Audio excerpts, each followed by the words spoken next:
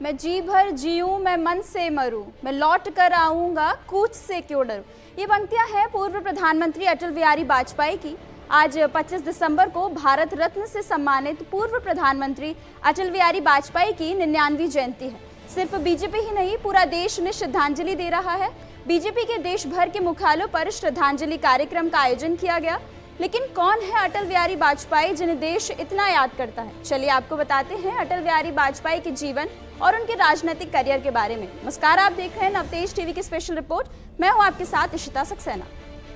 उत्तर प्रदेश के आगरा जनपद के प्राचीन स्थान बटेश्वर के मूल निवासी अटल बिहारी वाजपेयी ने कानपुर के डीएवी कॉलेज से राजनीति शास्त्र में एमए की परीक्षा प्रथम श्रेणी में उत्तीर्ण की। उसके बाद उन्होंने अपने पिताजी के साथ कानपुर में ही एलएलबी की पढ़ाई भी प्रारंभ की, लेकिन उसे बीच में ही विराम देकर पूरी निष्ठा से संघ के कार्य में जुट गए। अटल बिहारी वाजपेयी भारत के पूर्व प्रधानमंत्री थे और उनका नाम देश के जाने माने नेताओं के रूप में लिया जाता था।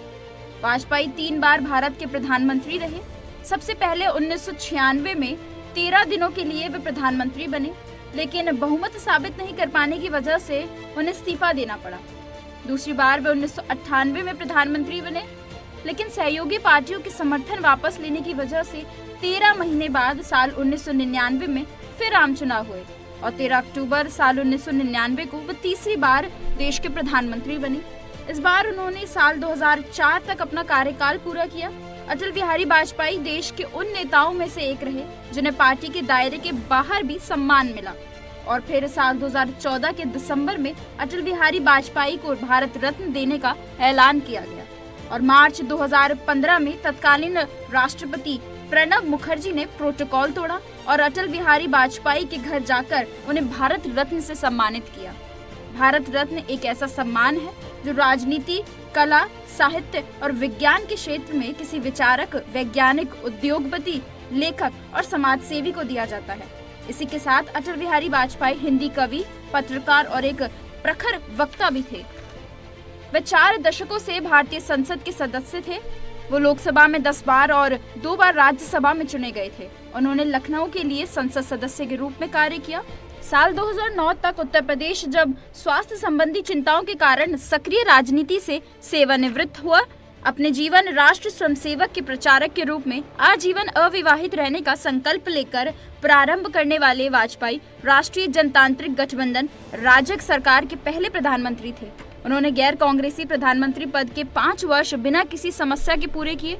आजीवन अविवाहित रहने का संकल्प लेने के कारण उन्हें भीष्म पितामह कहा जाता था। इसी के साथ अटल सरकार ने 11 और 13 मई साल 1998 को पोखरण में 5 भूमिगत परमाणु परीक्षण विस्फोट करके भारत को परमाणु शक्ति संपन्न देश घोषित कर दिया। इस कदम से उन्होंने भारत को निर्विवाद रूप से विश्व मानचित्र पर एक सुदृढ़ वैश्विक शक्ति के रूप में स्थापित किया। यह सब इतना गोपनीयता के साथ किया गया कि अति विकसित जासूसी उपग्रहों और तकनीक से संपन्न पश्चिमी देशों को इसकी भनक तक नहीं लगी।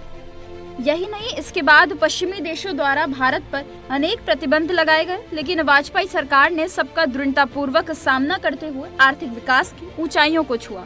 उन्होंने 24 दलों के गठबंधन से सरकार बनाई थी, जिसमें 81 मंत्री थे। साल 2005 में वे राजनीति से संन्यास ले चुके थे और नई दिल्ली के कृष्णा मेनन मार्ग स्थित सरकारी आवास में रहते थे।